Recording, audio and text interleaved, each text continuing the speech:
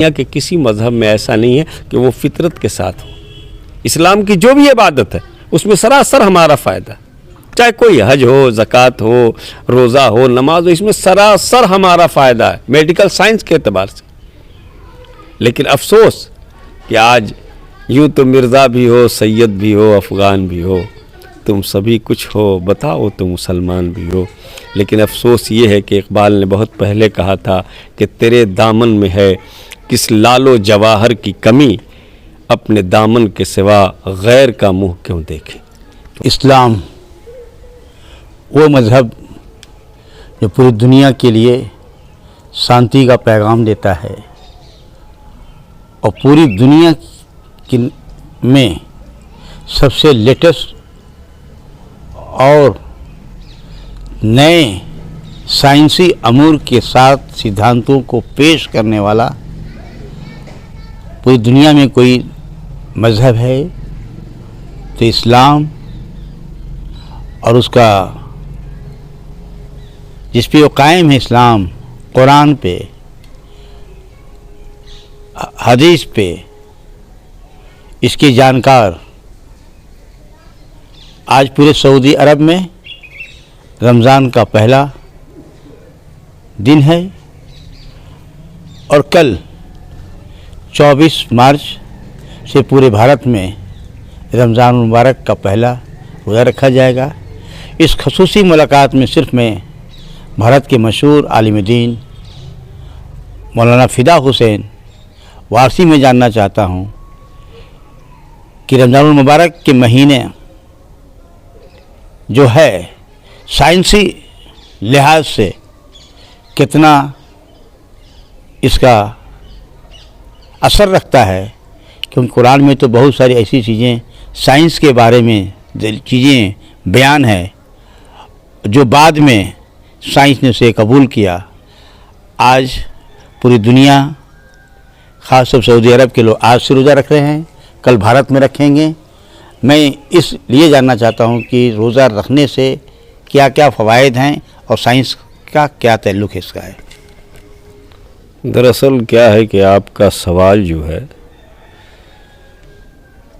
یہ ہے کہ سائنس، اسلام سے کبھی سائنس جو ہے ٹکرایا ہی نہیں۔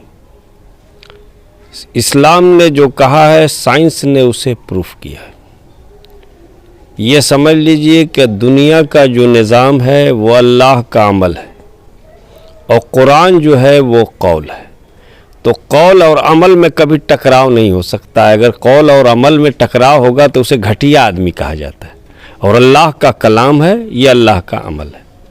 تو دنیا میں جو کچھ بھی آپ دیکھ رہے ہیں وہ اللہ نے بنایا ہے اور قرآن میں اس کو بتایا گیا ہے کہ یہ چیزیں ہیں، جیسے زمین کے بارے میں، آسمان کے بارے میں، ستاروں کے بارے میں، سمندر کے بارے میں، یہ تمام نقش جو ہے اسلام نے اپنے ماننے والوں کو دیا۔ دوسری بات یہ کہ اسلام فطرت کا مذہب ہے، جو انسان کا ڈیمانڈ ہے، یعنی روح کے اعتبار سے بھی روزہ بہت پاورفل ہے، سماج کے اعتبار سے بھی روزہ بہت پاورفل ہے، اور صحت کے اعتبار سے جسے میڈیکل سائنس آپ کہتے ہیں، تینوں اعتبار سے روزہ پاورفل ہے۔ اور آج ریسرچ کر کے، چاہے وہ جاپان کی یونیورسٹیاں ہوں، چاہے کیلیفورنیا یونیورسٹی ہو، جو بھی یونیورسٹیاں وہ ریسرچ کر کے یہ بتا رہی ہیں کہ روزہ جو ہے کینسر کے لیے سب سے بہترین علاج ہے، اس کے جراثیم مر جاتے ہیں۔ دوسری بات یہ ہے کہ جب تک کوئی چیز نکلتی رہتی ہے تو اس میں جو ہے بڑا طاقت اور توانائی آتی ہے۔ مثال دے دوں، اگر دریا ہے، اگر یہ ساکت ہو جائے تو کچھ دن کے بعد اس کا پانی بدبودار ہو جائے گا۔ کنواں ہے، اگر اس کا پانی نہ نکالا جائے، کیونکہ پانی نکلنے کی صلاحیت رکھی گئی ہے، تو اگر پانی نکل رہا ہے اور روانی باقی ہے تو پانی سالم رہے گا۔ ہمارے رگوں میں جو خون دوڑ رہا ہے اس کی روانی ہے، روزے میں یہی کام ہوتا ہے کہ وہ خون جو ہے ریفائن ہو جاتا ہے معدے کے ذریعے۔ معدے میں جب کچھ نہیں ہوتا ہے تو وہ اندر کی چربی کو، اندر کے جتنے فضلے ہوتے ہیں اس کو کھاتا ہے، اور اس کو کھانے کے بعد یہ ہوتا ہے کہ انسان کے اندر نیا ایک طاقت اور توانائی آتی ہے۔ کب؟ جب کوئی بھی علاج کیا جاتا ہے تو اس سے پہلے دوا جب دی جاتی ہے تو مریض اس وقت گھبراتا بھی ہے، پریشان بھی ہوتا ہے، اور کبھی کبھی ایسا بھی ہوتا ہے کہ اس سے جو ہے ناواقفیت کی بنیاد پر وہ کہتا ہے کہ یہ چیز غلط ہے، لیکن جب وہ دوا کام کر جاتی ہے، روزے میں آدمی جب بھوکا رہتا ہے تو دن بھر میں اس کے اندر غصے کی بھی صلاحیت آ جاتی ہے، وہ غصہ چڑچڑاپن بھی ہوتا ہے کمزوری کی وجہ سے، لیکن وہ کمزوری جو ہے اس کے لیے رحمت بن جاتی ہے، جب وہ روزہ کھولتا ہے تو اس سے طاقت اور توانائی مل جاتی ہے۔ یہ تو ایک جسم کی بات رہی، ہر چیز کو طاقت ملتی ہے کیونکہ معدے کو ریسٹ ملتا ہے، یہ مشین ہے نا، اس سسٹم کو ریسٹ ملتا ہے، اور سال میں ایک مرتبہ 1 مہینے تک کنٹینیو سے 12 گھنٹے تک غذا نہیں ملتی ہے تو پورا جتنا بھی جو ہے فضلہ ہے یا جو بھی جراثیم ہے جسم کے اندر اللہ نے یہ طاقت رکھی کہ اسے کھانا شروع کر دیتا، اسے جلا کے بھسم کر دیتا۔ یہ تو رہی آپ کی جسمانی صحت اور میڈیکل سائنس۔ اب سماجی طور پر آ جائیے، کسی چیز کو اگر آپ نے کھڑکیوں سے بارش کو دیکھا ہے اور لان میں صرف آپ نے سردیوں کو دیکھا ہے تو آپ محسوس نہیں کر سکتے۔ ایک امیر زادہ، ایک بادشاہ وقت، ایک حکمراں، اسے کیا معلوم ہے کہ بھوک کیا چیز ہوتی ہے؟ جو سونے کا چمچ لے کر کے پیدا ہوا ہے اسے نہیں معلوم ہے کہ بھوک کیا چیز ہوتی ہے۔ لیکن اسلام نے سماج کو، غریبوں امیروں کو برابر کرنے کے لیے ایک نظام دیا کہ جس سے غریب کے بھوک کو، ایک غریب کی پریشانی کو یہ سمجھ سکے۔ اسلام نے اسے ہمیں فرض کیا کہ صحت کے ساتھ ساتھ سماج کی بھی صحت قائم رہے، تاکہ وہ جذبہ، آپ نے دیکھا ہوگا یہ پریکٹیکل لائف ہے کہ روزے کے مہینے میں جو لوگ 1 پیسہ خرچہ کرنے والے نہیں ہوتے وہ بھی 10-20 روپیہ خرچہ کر دیتے ہیں، کیونکہ بھوک جب لگتی ہے نا تو سامنے والے کے بھوک کا احساس ہوتا ہے۔ یہ پریکٹیکل چیز ہے، ہم دن بھر کھائے ہوئے ہیں تو آپ کو کیا معلوم ہے کہ کون بھوکا ہے، لیکن جب بھکاری جب آتا ہے، کوئی بھوکا آتا ہے، کوئی ضرورت مند آتا ہے تو یہ جذبہ اس کے اندر پیدا ہوتا ہے۔ اگر حاکم ہے تو اسے خیال ہوگا کہ ہماری رعایا بھوکی ہے، ہمارا بھائی ہے، ہم مالدار ہیں، ہمارا بھائی غریب ہے، تو ہمیں احساس ہوگا۔ اس احساس کو زندہ کرنے کے لیے سماج میں، تاکہ کوئی بھوک سے نہ مرنے پائے اور کوئی بھوکا نہ رہ سکے، اس احساس کو زندہ کرنے کے لیے روزے کو فرض کیا گیا۔ اب روحانی اعتبار سے آ جائیے۔ روحانی اعتبار سے یہ ہے کہ جب پیٹ خالی ہوتا ہے، جب پیٹ خالی ہوتا ہے تو یہ نفس کو جو ہے کوئی اپیل نہیں کرتا، پھر روح طاقتور ہوتی چلی جاتی ہے، اور روح طاقتور ہوتی ہے۔ یہی وجہ ہے کہ رمضان کے مہینے میں آپ دیکھے ہوں گے لوگ قرآن کی تلاوت بھی کرتے ہیں، 20 رکعت تراویح بھی پڑھ لیتے ہیں، اور بھی کار خیر بھی کرتے ہیں، مسجد میں جا کر کے بیٹھے بھی رہتے ہیں۔ یہ بھوک کی وجہ سے، جب بھوکا ہو پورا جسم، سن لیجئے، اگر پیٹ بھوکا ہے تو پورا جسم اطمینان سے رہتا ہے، اور اگر پیٹ بھر جائے تو پورا جسم جو ہے بے چین ہو جاتا ہے، بھوکا ہو جاتا ہے۔ یہ مسئلہ فلسفہ سمجھ میں آیا کہ نہیں آپ کے؟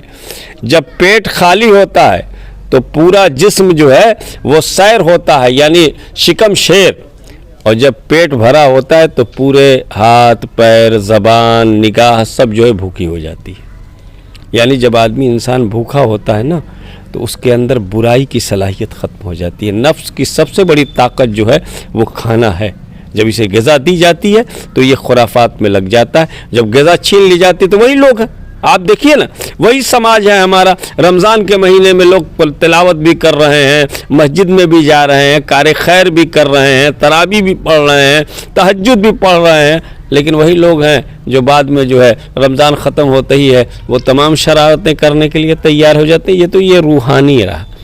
اور سماج کے اعتبار سے روزہ دنیا میں، یہ سن لیجیے آپ، اسی لیے روزے کو فرض کیا گیا تاکہ سماج کے بھوک کو، سماج کی ضرورت کو، سماج کے مشائل کو، تاکہ اخلاقیات زندہ رہے اور ایک دوسرے کی مجبوری کو ہم سمجھ سکیں کہ ایک مجبور آدمی، ایک بھوکا آدمی، جیسے ابھی کورونا کال چل رہا تھا، یہ اسلام کا نظریہ حیات ہے کہ بھوکے کو کھانا کھلاؤ۔ اتفاق سے رمضان کا مہینہ بھی تھا، میں نے کہا بھی تھا آپ سے، اسی میں کہا تھا کہ بھائی رمضان کا مہینہ چل رہا ہے تو کرونا کال کے ساتھ ساتھ جو ہے اس سے بڑا جو ہے ایک بیماری چل رہی ہے جو بھوک کی بیماری، اور بھوکے کو کھانا کھلانا अगर जब भूखे हम रहेंगे तब एहसास होगा। ये इस्लाम फितरत का मज़हब है, इसे समाज भी चाहिए, आपकी सेहत भी चाहिए और रूहानियत भी चाहिए, और तीनों का मंबा जो है इस्लाम की हर इबादत है, रोज़ा ही नहीं, हर इबादत। नमाज में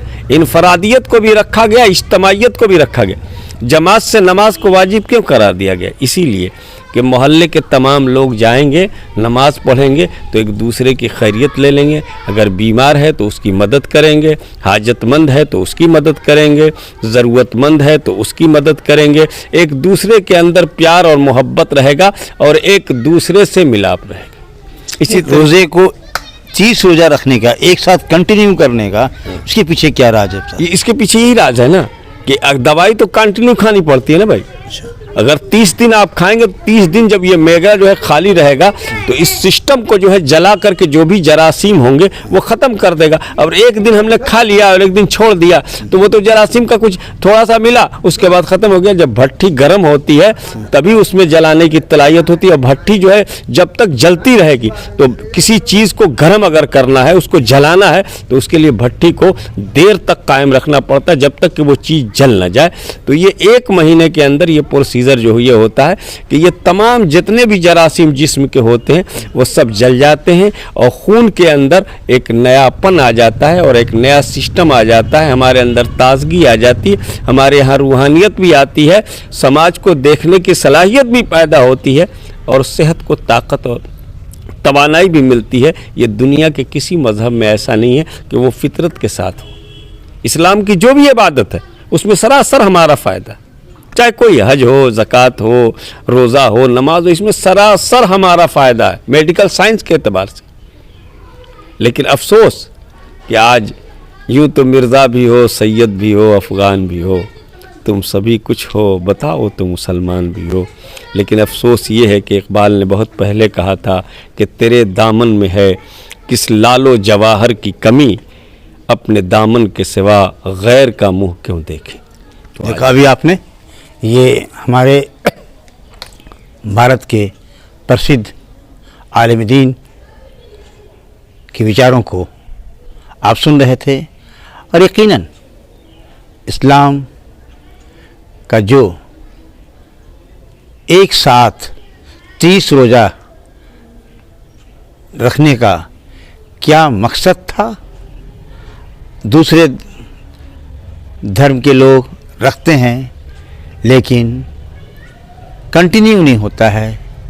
लेकिन इस्लाम एक लेटेस्ट मज़हब होने के कारण इसने कहा कि नहीं, जब तक 30 रोज़ा रखा नहीं जाएगा, जिस्म के तमाम बुराइयों को, क्या वो रूहानी हो क्या जिस्म की अपनी बीमारी हो, ख़त्म करने का एक अच्छा ज़रिया हो सकता है। इसलिए 30 रोज़ा फ़र्ज़ किया गया है। मैं उम्मीद करता हूँ कि आप हमारे इस कार्यक्रम को देख करके G22 न्यूज़ के कार्यक्रम को अब हमेशा आगे बढ़ाने का कोशिश करेंगे। 22 न्यूज़ के लिए जावेद बिन अली।